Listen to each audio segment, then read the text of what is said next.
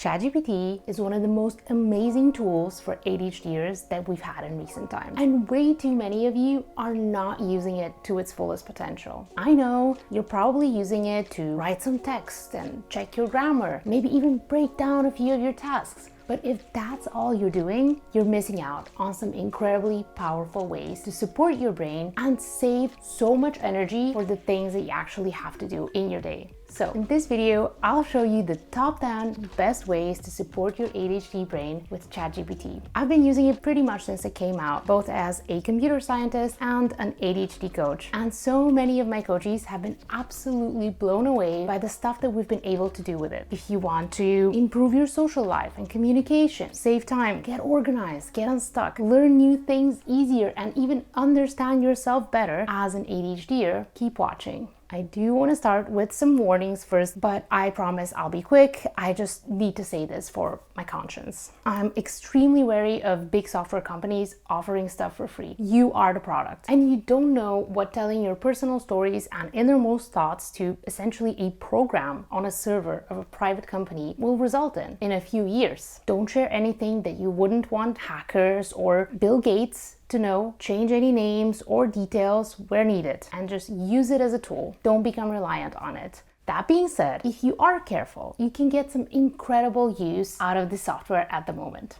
So let's start simple. Avoiding distractions and research rabbit holes. You'll just be like writing something on your computer when suddenly the word feng shui comes up and you're like, I have to learn everything about feng shui. That's actually a really interesting concept. Still, you probably don't want to take like 3 hours and totally forget what you were doing before that. So I made you a little ChatGPT prompt where you can learn everything you need in just a few minutes. In fact, I made a whole bunch of these ADHD-friendly prompts for all the use cases that we'll be talking about, and you can download them in the description, copy and paste whatever you need, and use it. Very important tip here, you do want to tell it about your ADHD and some ways that you want it to support you. For example, shorter answers, no overwhelming walls of text, using bullet points, using ADHD-friendly hacks or strategies whenever it is ideating with you.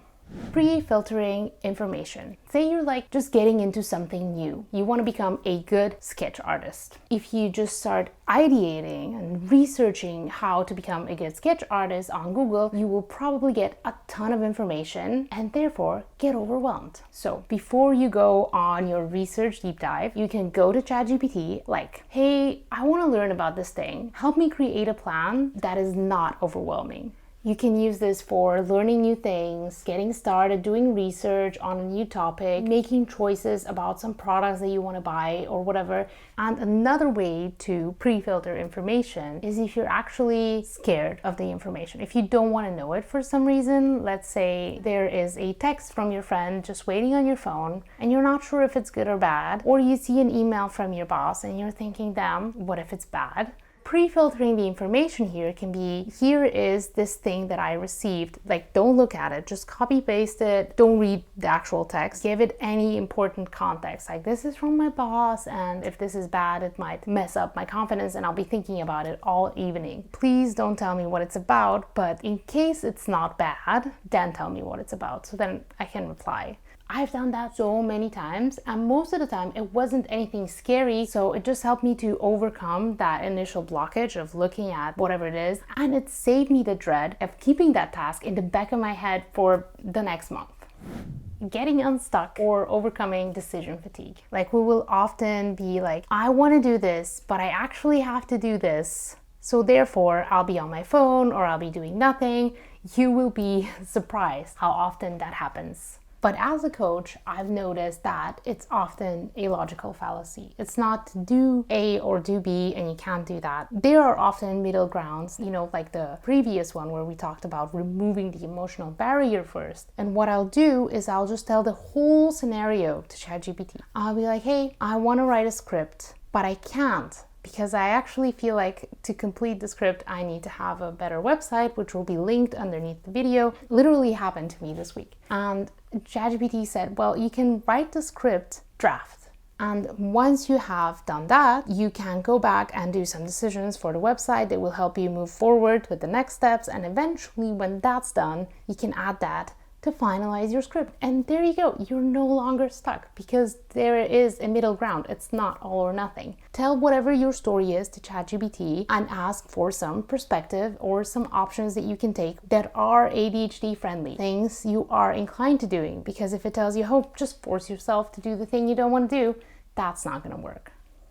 Translating ADHD and improving your language. Oftentimes our thoughts make sense in our head, but they come out as word salad. We're basically working overtime translating whatever the world throws at us to our own thoughts, and then our own thoughts to these sentences and concepts that make sense in the world to other people. And with both of these things, you can use ChatGPT. You can put whatever text you're trying to understand, maybe something that your friend sent you, maybe some kind of lesson, and be like, hey, explain this to me in an ADHD-friendly way. Use bullet points, make it simple, give me highlights, don't overwhelm me with text. Use 5 different ways to explain me that. And whenever you want to translate back to the world, you'll be like, hey, here's what I want to say. Can you make sure that it makes sense, that it cannot be misunderstood? And you can do both of these things with the voice mode so that you don't have to write for 35 years. Or what I like is the recording mode, because then you don't get interrupted. And of course, you're probably already using it to check your grammar, to make sure that your phrasing is smooth. If you're speaking a different language, to check that you're using the right words. But those are more obvious use cases. Exploring your thoughts. Oftentimes, I'll be analyzing something and then I'll feel that there is an answer to be had somewhere in there, some kind of conclusion to be made, but I just can't grasp it. I might read something and it feels wrong, but I can't explain why. Or someone says something and it rubs me the wrong way, but I don't know what's actually bothering me. And I have started dumping it into ChatGPT, literally explaining the situation word for word. Like, here's the situation. I think there's something I'm missing. Can you tell me what it might be? Of course, don't let it gaslight you if that's not your opinion. But if it feels right, you can make a lot of interesting discoveries like that. And on that topic, journaling and self-discovery. Let's say your plans fell through and now you feel sad. Your normal journal entry might say, well, my friend canceled, so our plans fell through and I'm sad. But if you were talking to a good therapist, they might have asked, well, what exactly made you sad about it? Was it that you already changed your schedule for your friends, but they didn't do the same for you? Or was it just that you really wanted to go outside, but you feel like you can't do that on your own? Because depending on what you answer, you can do very different things to help yourself and improve your life. Go to ChatGPT and write whatever you would normally write, like my friend canceled, plans fell through, I'm sad. But also, can you help me explore the situation deeper? I want to reflect on my thoughts and feelings and uncover any deeper kinds of connections or things about the situation that I haven't thought about yet. And then you can copy whatever you actually want to keep to your personal journal so that it doesn't get accidentally deleted, and voila.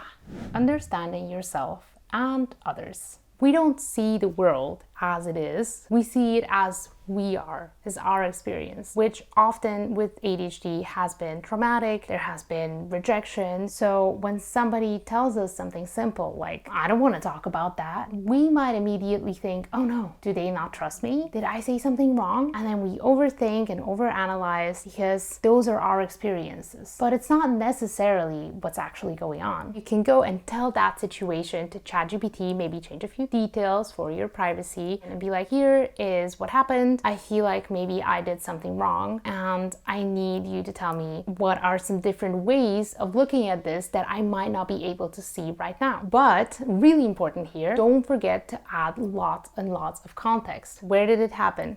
Who did it happen with? What are they like usually to you? What are they like usually to other people? This just helps you get out of your head and understand other people better. Also yourself. You can ask it to interpret you too, like, why do you think I did that? And the last tip that I want to give you here is super important. It will gaslight you. It will lie to your face, so don't rely on it too much. Always double check any important information and be aware that it will always take your side by default. So if you want some objectively good advice, make sure that you tell it that. Be objective. Look at all sides of this. Don't be biased towards me.